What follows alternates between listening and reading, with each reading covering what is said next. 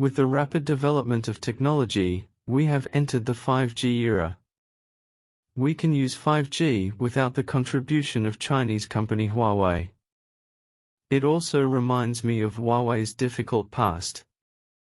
A few years ago, a US ban restricted the development of Huawei Kirin, and now, another US sanction has directly caused Russia's semiconductor level to retreat.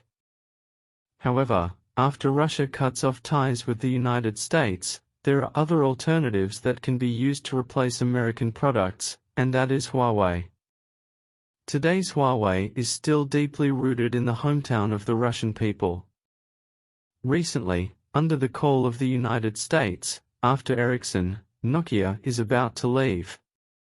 So, with the departure of Nokia and Ericsson, two global veteran communication technology companies, does Huawei's 5G have a chance to reverse the turnaround? Such an opportunity is hard to come by in a century or 1,000 years. So, how will Huawei seize this opportunity in the future? American telecommunication companies have withdrawn from Russia. From what I understand, on April 12, Ericsson announced that in light of recent events and EU sanctions, the company will now suspend business with Russian customers indefinitely. In a brief statement on Monday, Ericsson said it was in communication with customers and partners about the indefinite suspension of affected operations in Russia. The immediate concern is the safety and well-being of Ericsson's employees in Russia, who will receive paid leave, Ericsson said. In addition, Nokia CEO Pekka Lundmark also announced on Tuesday that the company is withdrawing from the Russian market. Lundmark said Nokia would continue to support customers during its exit from Russia, and it was not yet clear how long the exit would take. Nokia said in a statement that the company is in the process of applying for the relevant licenses to support customers compliant with the current sanctions. Nokia doesn't expect the decision to affect its 2022 guidance, but said it would set aside about €100 million in first-quarter results. Lundmark said Nokia's decision to leave Russia will affect about 2,000 employees, some of whom may go to work elsewhere in the world. Nokia made it clear that it is about to completely withdraw from Russia and completely cut off the Russian market. As Nokia is about to leave completely, in the days to come, if Russia wants to develop communication technology, then only Huawei can choose. So, in the case that Huawei is about to dominate the Russian market, does Huawei have any hope of take a turn? Is there any hope for Huawei to take a turn? Whether Huawei has the hope of reversing the market, in fact, it may be good or bad. Let's talk about the factors that affect Huawei's reversal. On October 4, 2021, according to a report by the Russian satellite news agency, according to the press service of the Russian International Technology Initiative platform, which participated in the development work. On October 4, 2021, the Skolkovo Institute of Science and Technology of Russia deployed and launched a 5G independent networking private network in the 4.8G to 4.99 GHz frequency band, using Russia's own wireless communication technology and Internet of Things capabilities. Russian software developed by the center.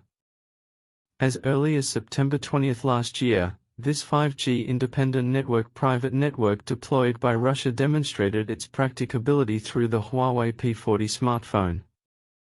Therefore, in the case that Russia itself has the ability to develop 5G technology, it may not be so easy for Huawei to reverse the turnaround. In addition, Russia is currently quarreling over which 5G frequency band to use. The Russian Ministry of Information recommends using the 4.8G to 4.99 GHz frequency band to develop 5G, but the first-line operators in Russia want to be monopolized by the powerful Russian sector. -3.8 GHz frequency band. In the case that Russia has not reached a consensus on the use of frequency bands, Huawei wants to reverse the turnaround. I am afraid there is little hope. However, little hope does not mean that there is no hope. On December 22 last year, Huawei publicly disclosed that Huawei's 5G network will be applied to Russian mining enterprises to help Russia realize the robotization of production. Moreover, as early as August 23, 2020, Russia revealed Huawei's expectations for 5G cooperation. Russian Foreign Minister Lavrov said that Russia is ready to cooperate with my country and my country's Huawei in 5G technology. From this, we can see that there is a basis for cooperation between Russia and Huawei may not be able to use the Russian market to make a comeback.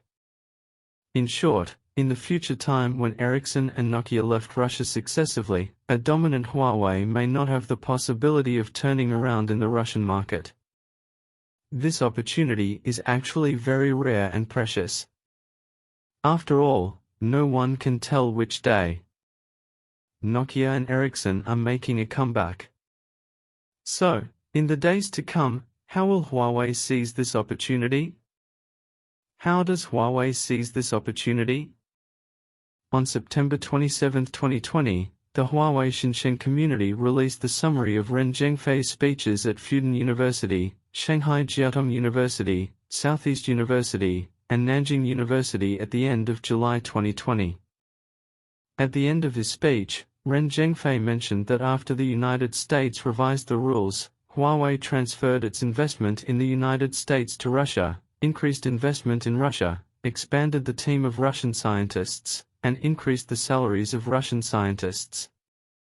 Therefore, if Huawei wants to seize this opportunity, it must follow Ren Zhengfei's important speech, continue to increase its investment in Russia, and deepen its operations in the Russian market. On March 3, 2020, Russia's largest bank, the Federal Sberbank, publicly announced that it has established a brief partnership with my country's Huawei.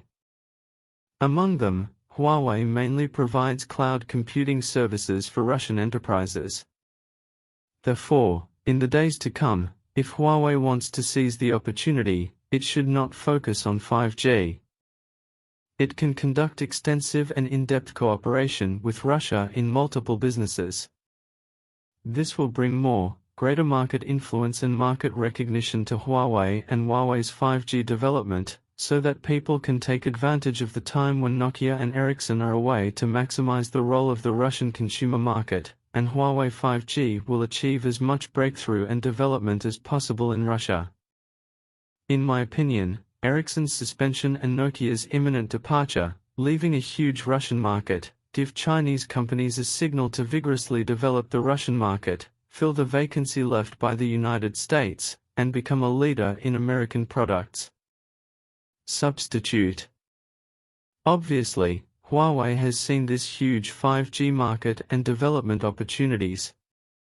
I hope Huawei can seize this opportunity and achieve a major breakthrough in Huawei's 5G.